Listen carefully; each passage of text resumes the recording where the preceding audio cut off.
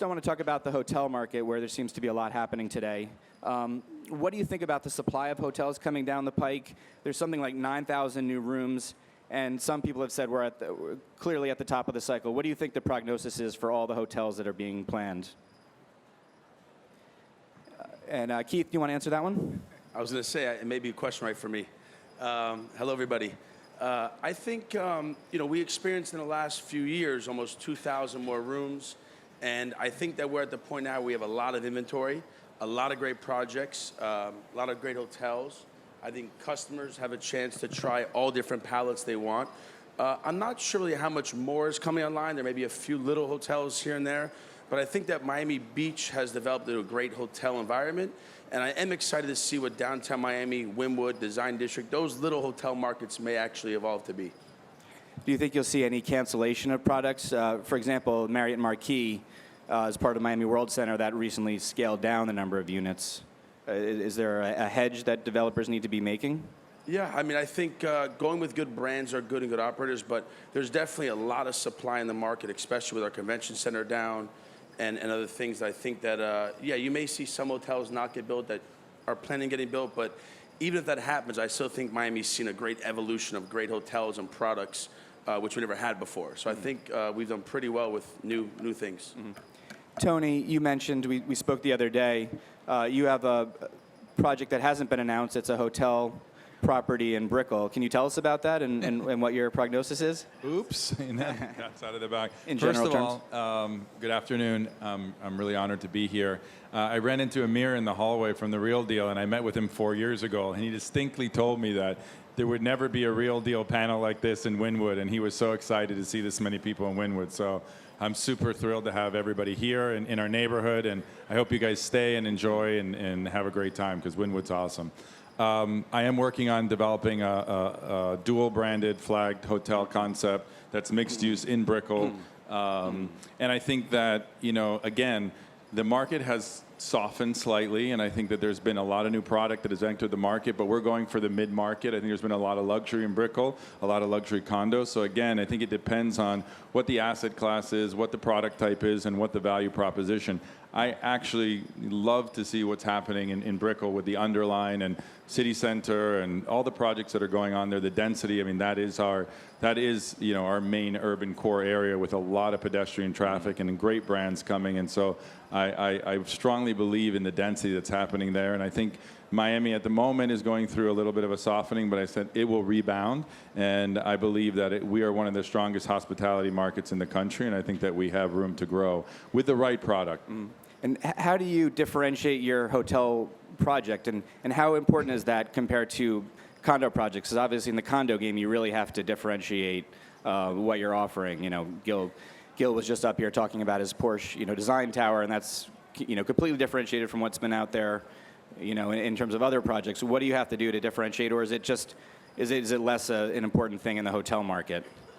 I think that you have to, as you can see from Keith's projects, which are very unique and interesting, you really do need to differentiate yourself, whether it's flagged or unflagged or boutique or not. For example, I think Wynwood is underserved. I think there's room for a hotel or several hotels in Wynwood in the Design District. People are asking for them all the time. And we've been working with a variety of different operators and developers in the hotel space that haven't found the right thing. And, the first person is a little bit scared, but once the first person does it, everybody's going to follow along. So I'm very bullish on hospitality in general in Wynwood and this whole urban core area. And it's not going to be very long before we start seeing hotels in Wynwood, Midtown, the Design District. And it's a hot area. This is where people want to be. This is the meatpacking, Soho, Williamsburg of Miami, and it's happening. So it's coming. And how do you kick off hotels in an emerging neighborhood like Wynwood? Is it boutique stuff that comes at first, or what's the best way in there for developers, do you think? Well, I think we're seeing, hotels and asset classes evolving. We're seeing smaller projects like the micro-unit project I'm developing in Wynwood with Related. So I think you're going to see an evolution of how hospitality is developed, and is it combined with retail and restaurants and office. And so I think it is going to be probably a boutique or a regional brand that will come here first. And, it's just a question of who makes the right deal at the right time. But I think that for sure it's going to be an independent brand first that comes to Wynwood. Yeah. How about you touched on South Beach, and obviously that's more of a problem area than other neighborhoods right now. The numbers have been kind of slow to come out of there as far as hotel occupancy.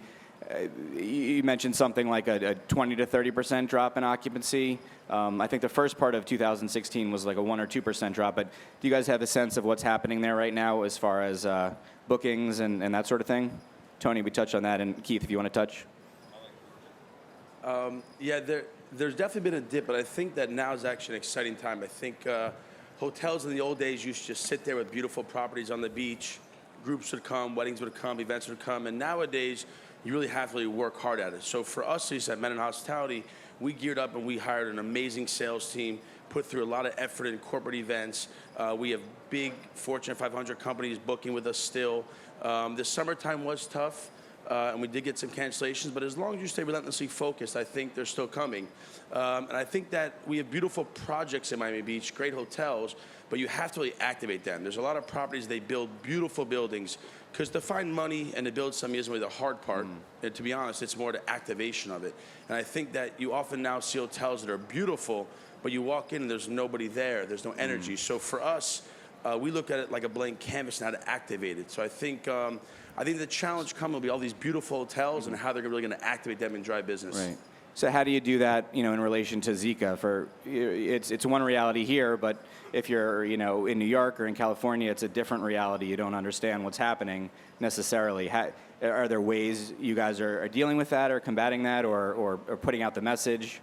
The truth is, really is no secret. For us, when this alarming Zika thing came out, we decided to plan for less occupancy. We decided to cut our costs, to staff accordingly, to give some incentives, to give knowledge and research. But thankfully, we're going to the winter time now, so I don't think it'll affect us as much as it did. But for us, we really just watch every dollar and every cent, and we try to turn negative into a positive the best we can. And how about Art Basel? Is that something on your radar? What are you seeing on that front, and what are you doing about it? So we're actually planning New Year's Eve. Our Basel we already thought about. We're always a little bit ahead because of the demand. But our Basel, I think, is going to be very, very strong. I think the world's still coming here. Great art, great exhibits. We're actually programming all of our spaces for activities. So I think it should be good. We're looking forward to it. And how about on the retail front, Tony? What are you seeing in Wynwood now? There was a drop-off because of Zika here, and now, obviously, it's a different situation. Was that priced into assets? Is that not a factor now? What's sort of the situation? As someone who's been here through the whole Zika crisis and PR stunt that was played, I think it was blown way out of proportion. I think there were certain risks that were addressed, and people were very proactive about dealing with it. Wynwood has been cleared of Zika by the CDC and by the governor, so that's something that's behind us, and I think that we've seen businesses recuperate fairly quickly. Wynwood is resilient. When tourists come to Miami, they want to go to Wynwood. It's no longer just South Beach. It's no longer Coral Gables or Aventura. Wynwood is top on the list and one of the top tourist destinations in the state. So Wynwood is back. It's recuperating. And in fact, we just broke the last sale that happened several weeks ago at $53.5 million. And we're going to be launching a very beautiful project there. So we're really excited about that. And we're able to still command some of the highest, most aggressive retail rates for some of the premium product in the best locations, above $100 a foot. So yes, there was an impact that we felt from Zika, no question. But again, the weather, as you can feel today, has cooled off. And we all know for Floridians that as soon as cold weather comes in, there aren't any more mosquitoes. So I think that's going to dissipate and the story is going to fade away. It definitely had a lasting impact through the season because we did have cancellations. But I think this is something that's going to be mitigated and something that we're going to be dealing with and addressing. So there was an impact that was felt, but moving forward, I think it's going to be something that's in our rearview mirror.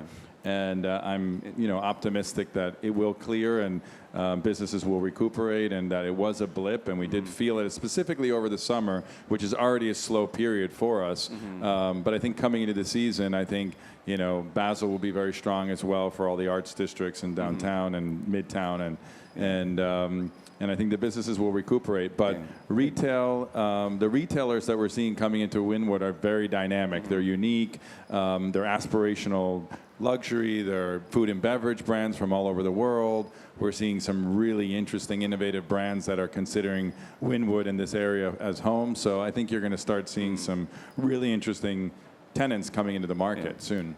It seems like the nice thing is if you look back, or maybe not a nice thing, but the silver lining is if you look back and you look at, mini crises that have happened in the past, like, say, SARS, which people don't even remember now. We're temporary and minor blips on the real estate front, at the end of the day. Donna, I want to ask you about office space and office rents. How much further do rents have to go? Do you see some sort of plateau we're heading towards, or what's your outlook for South Florida? Good afternoon, everyone. And Stuart, thanks for having me today. We're having a continual dynamic year. 2016 has been as good as 2015 on the office side. We just had our Avis and Young market report break and for third quarter, and the county overall has absorbed a little over 1 million square feet of space. Really strong, very healthy. We're down to about 11.5% overall vacancy rate in all of Miami. Different submarkets vary. We have some that are as high as 22% Miami Lakes and some as low as 3.5% Miami Beach. So it just depends on the market. We had a great first 5 months of a year. The summer really slowed down, I have to say. Typically in the last 5 years, summers have been robust. Where prior to that, Miami was known to have quiet summers. Business decision makers left town and activity dropped off. But and we had a boom, and this summer was exceptionally quiet. So with that being said, I would have to say it's still strong, but we're plateauing. What do you attribute that summer slowdown to? I think it was a lot of distractions in the air for business decision makers. Certainly the election has been a distraction for many people, deciding what's going to happen, what direction the economy is going to be going from here. Many companies are looking at possible interest rate increases. It's hard to put our thumb on it. Really is. It happened throughout the entire state of Florida. It seems like one of the positive things you were mentioning, though, is that the office market's pretty supply constrained overall, and that seems to be the case in Palm Beach, Broward, and Miami-Dade. What do you see as being an impetus for developers to build? I mean, do office rents have to reach a certain level, and do you think that's going to happen, or what's sort of the outlook for more spec office development if it's needed? I would have to agree with you. We are tight on office space to the extreme where our average rent now in Class A buildings in Miami is about $42 a square foot. We've got some projects in Brickell quoting as high as $65. It is tight. It's a reflection of it being so tight. And I think we got here, I know many of you guys are in the residential side of the business, and we got here in a really frustrating position. I think the market built way too much for luxury condo. They took prime sites that were really meant for office. They were originally office and converted to condo. And we really saw this tightness coming. Where do we go from here? Well, we're going to have to be looking, I think, in the urban areas, looking at C-class buildings and repositioning them. Be a lower acquisition cost, shell, but bringing them up to B+ and B- standards would be the one clear direction. Building along the metro rail lines would be another approach. We really have got to look at addressing this as well as the issue of middle management housing in those areas too. So it's a land acquisition issue. It's obviously the rate of return is higher in luxury condos, but at the same time, if we have a limited amount of space, then we can only bring a limited amount of companies into the county to absorb space. And our existing companies can only expand so much if the space is not there. So guess what happens? They leave the county.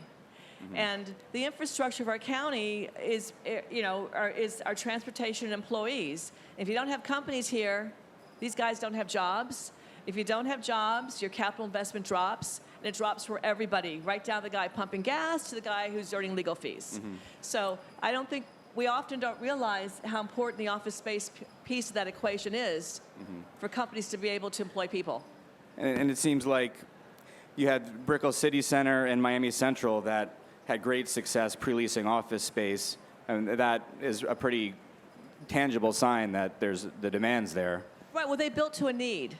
That was the difference. That was the key difference. Brickell City Center developed to a luxury residential need that came up along the downtown urban area. They also built to an office space need, and a very top-of-the-line luxury hotel. Miami Central is building to a need. They're building to the millennial need. And they're building to our future of a transportation hub. Cisneros occupied a big piece of the Miami Central building, and it was because they wanted to be on a transportation hub where they can bring their employees in from Broward County, get them out of their cars, but through the all aboard Florida line, getting to Orlando for business meetings, using the Tri-Rail. So they're speaking millennial languages. These guys don't want to own cars. They don't want to own homes. Miami Central's also developed middle management housing in there. Rentals for about $2,000 a month. They're building to a need.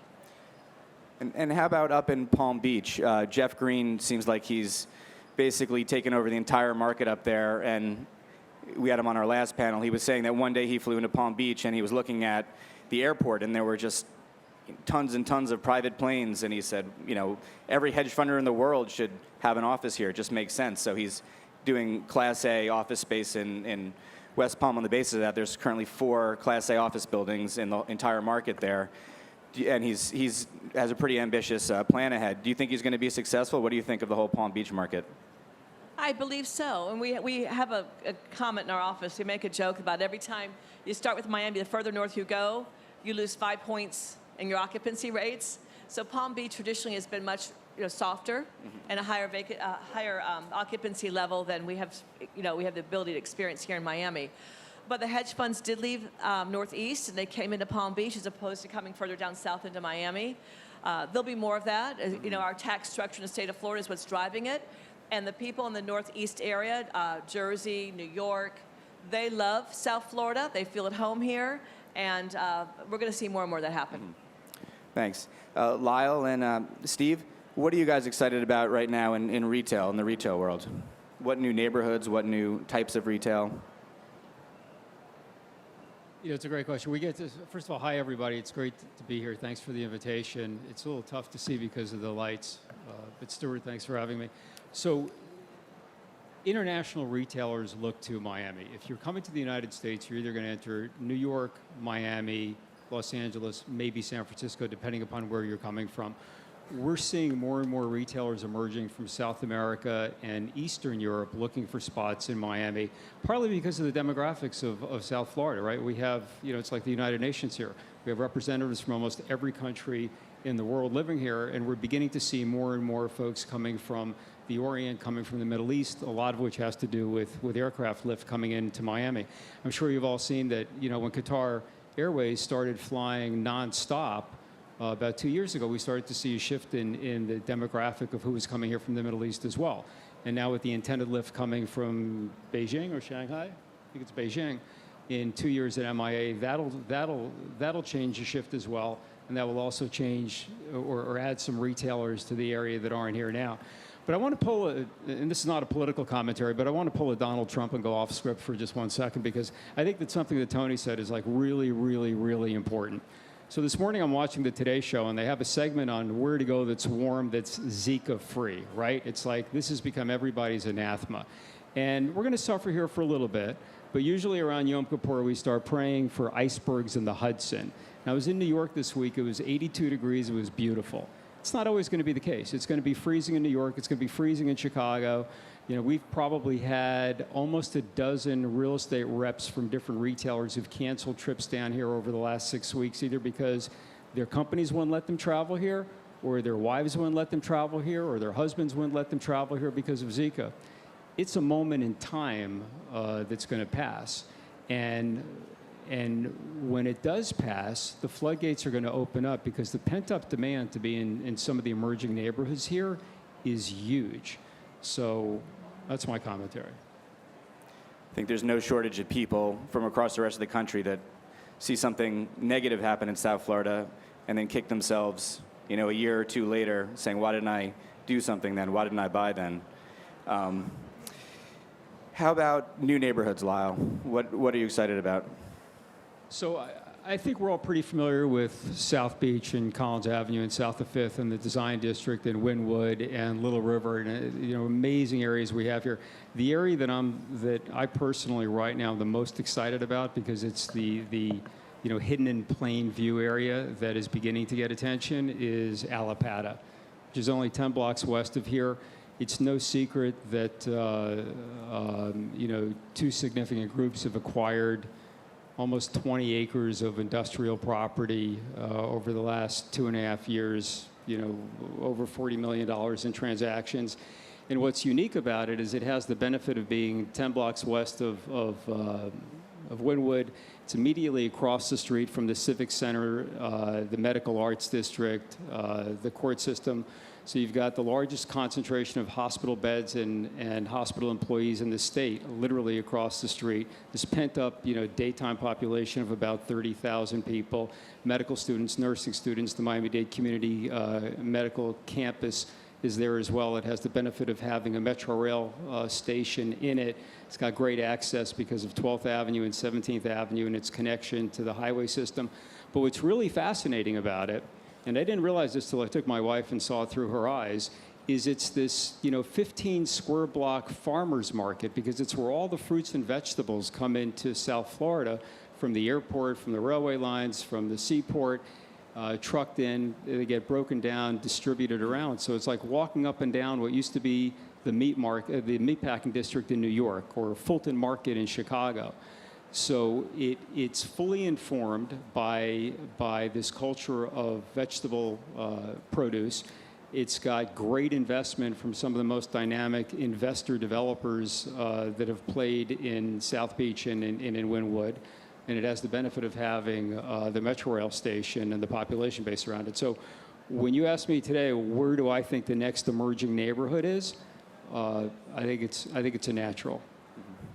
Thanks. Steve, can you speak to the restaurant world? And it seems like there's been a flurry of restaurant deals lately, and that seems to be one of the brighter spots in retail. What trends are you seeing? And also, you're based in New York and you also work down here.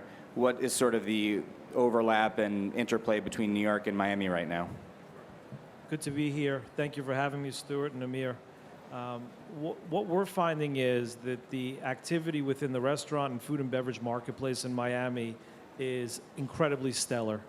You have local talent today that you haven't had ever in the Miami marketplace, and I think it's a true testament to what's going on today outside of New York. Within New York, we used to find that those individuals, the chefs, the restaurateurs, were looking to shuttle down to here to Miami, and that's no longer the case. What we're finding is the talent lives here in Miami, and most of the hotel developers that we're now working alongside would like to pick and choose a local operator and to develop talent that exists here in the local marketplace, opposed to shuttling him in from other cities. And I think that says a lot about the market and the people that are here. So I think that's an incredibly positive trend.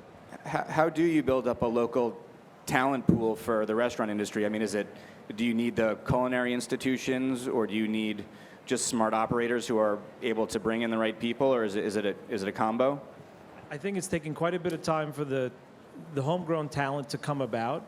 I think that they need infrastructure for their businesses. I think they need opportunities. If you look back over the last 10 years, the majority of large mixed-use developments or hotel operators were often looking to other cities for talent. They no longer are, because what they're finding is on South Beach, those individuals that came from New York and Los Angeles and other large cities aren't performing the way they should be.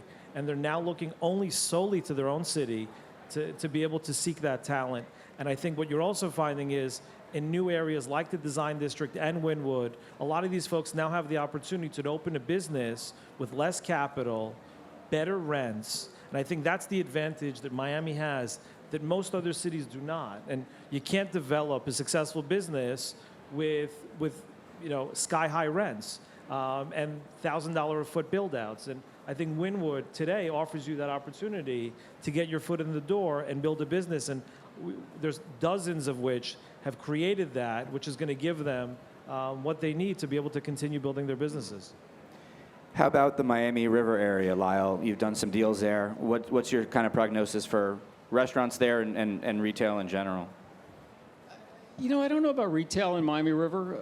You mean on the river itself, by Sea Spice and Crust. So I think it's a fantastic restaurant market. I think that the addition of Sushi Samba is going to be spectacular. and the walking river walk when it fully connects and goes through the neighborhood. I mean, look, who doesn't want to go to a restaurant by boat here? It's amazing that we live in this amazing aquatic environment. There are a few places you can get by boat. So I think we'll see more and more restaurants opening, not only on the river, but anywhere that we can get by boat. And the other thing I'd like to add on to something that Steve said, because one thing that's really unique is that if you drew an arc from New York to Chicago to Las Vegas, there's not another city in that entire arc that has the number of restaurants doing over 8 and 10 and 12 and 15 million dollars that we do in the Miami market.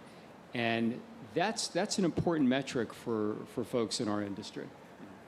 Steve, I forgot to ask about this, but you're doing, I don't think it's been out there, but you're now going to be doing all the food and beverage for all the PMG properties, right? What do you have planned there? So what we've found is spending a lot of time in Miami, and I think this is an opportune moment for it, is that we weren't able to ever provide value for the residential development community. What we found is our food and beverage development services made sense for retail like Tony and Lyle and hotels like Keith's.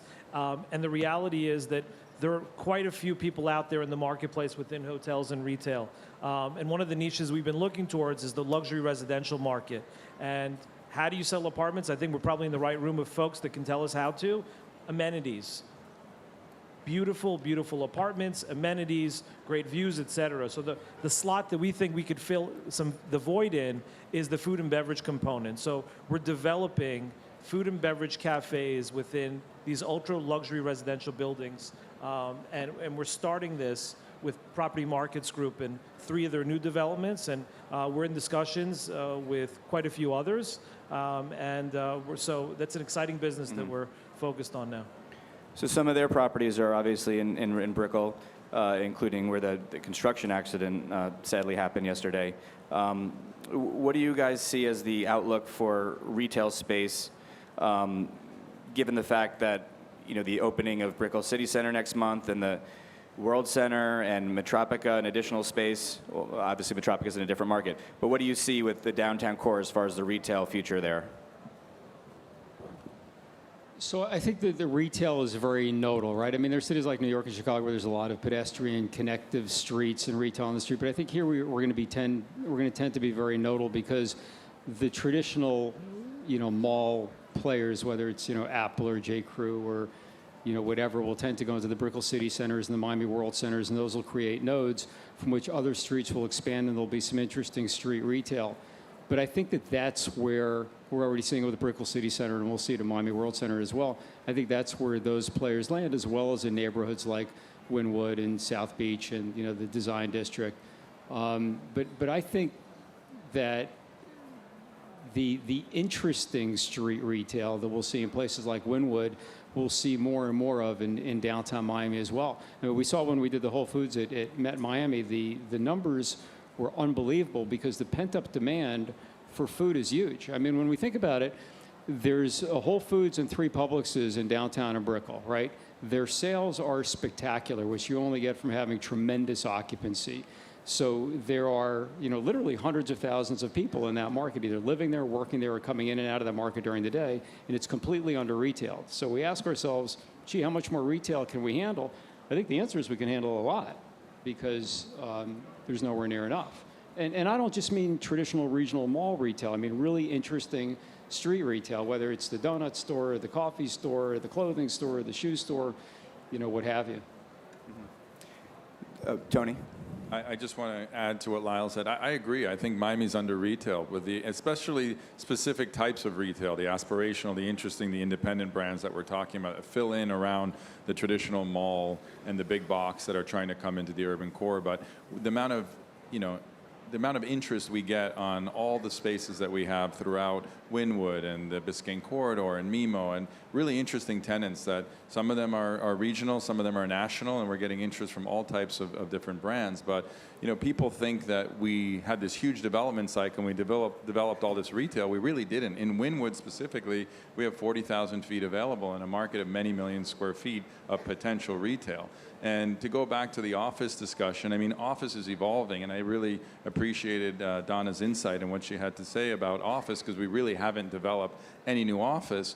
And what we're seeing is we're in an industrial building that was a manufacturing warehouse in the 50s, and now we're using it as a convention center. And you have millions of square feet between Little River, between Wynwood, and between Allapattah and these other markets that are emerging markets that are now converting to flex space and office space and retail and mixed-use space, or retail, manufacturer-enabled retail like we have in Wynwood, like Panther Coffee, which is a unique kind of mix between the uses. So I think that we're evolving as a use category, and there's a lot more mixes of uses. So I think that's playing into a lot of what's happening, along with the co-working spaces and shared spaces that's become very popular in the past number of years. And I think we're going to see more of that. And Miami is a very entrepreneurial city, so we're going to see a lot of smaller businesses that are going to fill that gap. But employment is very key and central to us having the economic driver to be able to develop more properties. So that's very important that we balance that out. And I think as we look forward,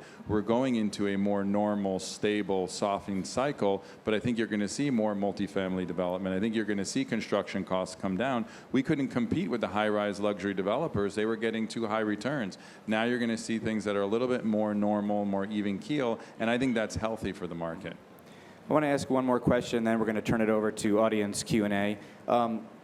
Tony, following up on what you were just saying about shared office space, there are now 20 shared workspace centers in downtown Miami alone. How much is too much? How much of a factor is that influencing the office market overall? And this is something that's kind of debated. Are shared workspaces bad during a recession because they're more unstable for landlords, or are they good things because people are out of work and are going to more shared office space centers? So I'm a big proponent of the shared economy. I think that that's really what's going to disrupt and transform the world and how we see it. And I think companies like Uber are making places like Wynwood more accessible, where we're able to build now small micro condos without any parking, and that's going to help facilitate that transition and lower costs and lower traffic, which I think is the future of how we're going to develop cities. Co-working space, shared spaces, I think it's a similar analogy to hospitality and food and beverage. There are great operators and there are bad operators, and I think there's room for a lot more really good shared co-working spaces from the right operators. I mean, there's more room than just WeWork in the marketplace, and I think you're going to see a lot new startups for shared space and very creative, interesting ways. And I think the people who know what they're doing are going to succeed, and the others are not. So I think it's a great option for more affordable space for millennials, which is the future of Miami. And speaking of the shared economy, before we turn it over to the audience, Keith, is that something on your radar? Airbnb, how do you feel like that figures into your overall game plan? Yes, Airbnb has been probably the most common word used in the last year in our business. Airbnb appeared over nowhere, came out at night, very strong company. Thankfully, the city of Miami Beach by itself has put in good regulations and good codes to make it a little bit safer.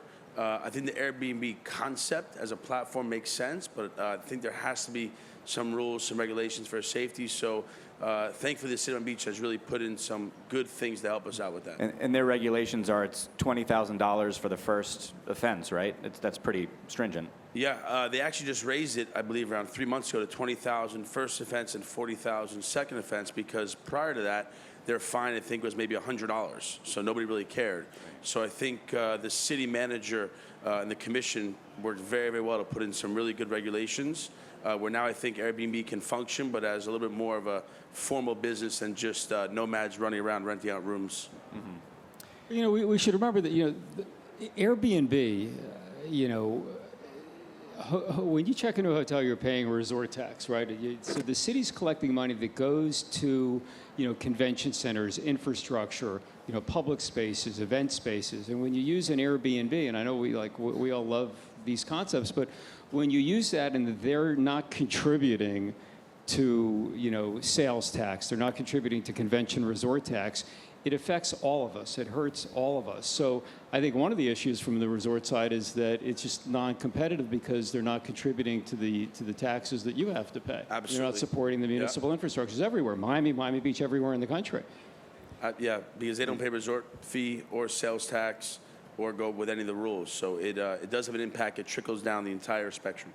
Seems like it's a battle that's not going to go away soon because there's enough people that want it on the one hand and enough municipalities fighting it that it's, it seems like it'll be a long time until that's fully resolved. I mean, in my opinion, I think it should exist. I think existing inside hotels is somewhat problematic because you have people walk in a hotel thinking they booked the Mondrian but didn't book the Mondrian. There's some guy that comes from the side of this room says, oh, I have your key, but you're not really a registered guest. So I think it's problematic inside hotels.